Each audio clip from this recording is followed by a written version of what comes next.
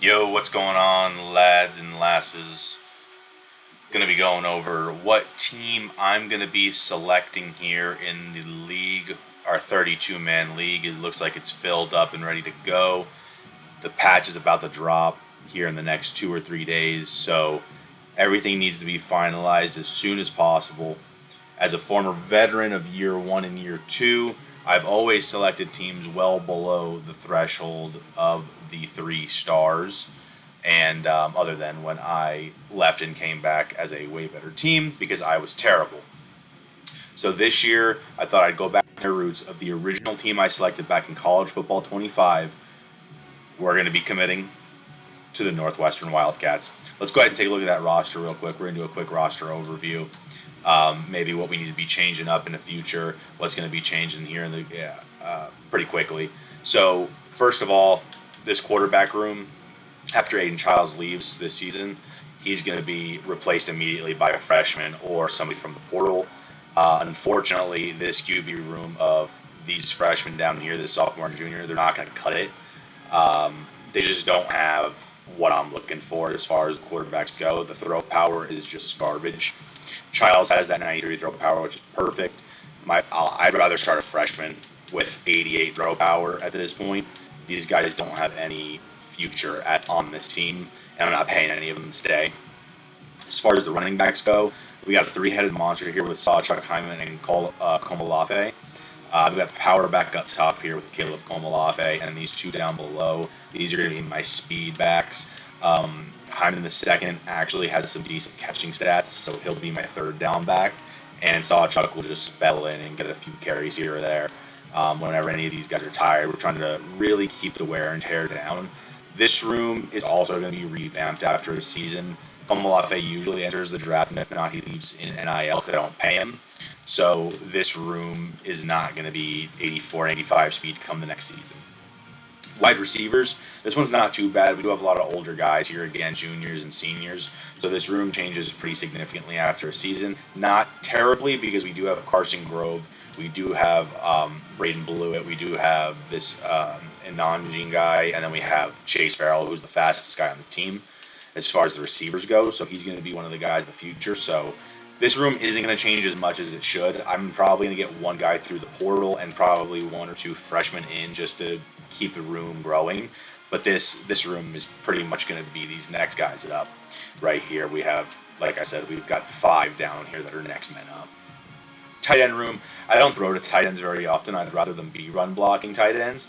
However, this tight end here, tight end 2, he does have 92 catching, so if I'm going to be throwing, it's going to be this guy. Other than that, this Honig guy is the only one who can really run and pass block. So he's going to be my main blocker. He'll probably play fullback for me, and then we'll get these 2 guys in there and maybe McGlinchey down here. But the tight ends don't really mean too much to me. I'm not a big tight end user. So this room, whether it changes or not, it's not going to be a huge difference to me.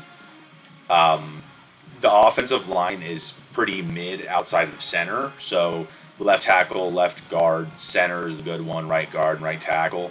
Pretty much, if you know Northwestern, they love offensive linemen in real life, and they do usually do pretty good at getting great ones in. So these rooms are going to be something I'll put a little pride into. Not that they matter too much because we do have a lot of depth down here in the 70s and 68s. So if these guys get redshirted, if they're possible, and they grow up to like a 75, or 72, they'll probably start the next season, and then any of the freshmen I bring in, those guys will be just an added bonus. If the portal has a good offensive lineman, they're definitely coming to Northwestern, but I'm not going to make that my main goal. Left edge, right edge, and D tackle are positions of need for sure, as well as just the whole linebacking core in general. Outside of this Kilbane here and Kirks, who he'll stay a second season, so I'll at least be able to get him up and start him here. These positions are just all Gonasef Herbalades. It's not good. It's bad. And these rooms are going to need major overhauls. This Matthew Smith, he'll start here too. Everybody is a senior, everybody's a junior, everybody leaves, and everybody sucks. So it's going to be a big revamp here, as well as with the corner room. We've got juniors and seniors for our top 4. And then we have sophomore, junior, senior. So we lose most of our good corners here. So in year one, I need to bring in minimum 4 corners, and I will probably aim to bring in 6, whether they're freshmen straight from high school or hitting that portal hard for just the best possible ones.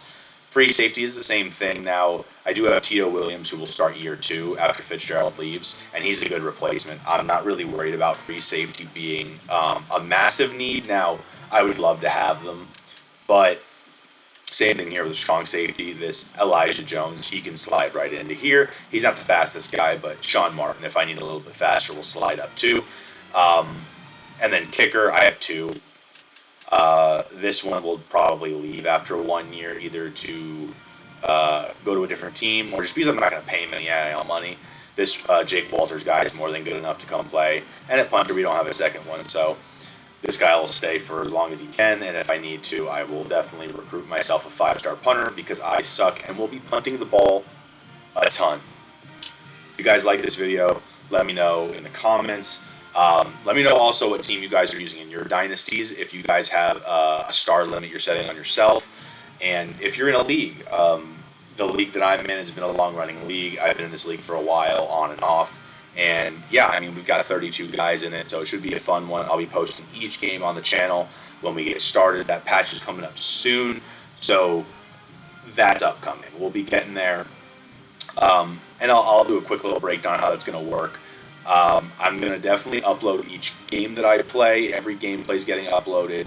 I think the only thing you guys aren't going to see is going to be recruiting until I get somebody to hard recruit, as this is a 32-man league and this is going up live and then just uploaded immediately. They could see my recruiting, they could see who I'm going for, and I am not going to let that happen.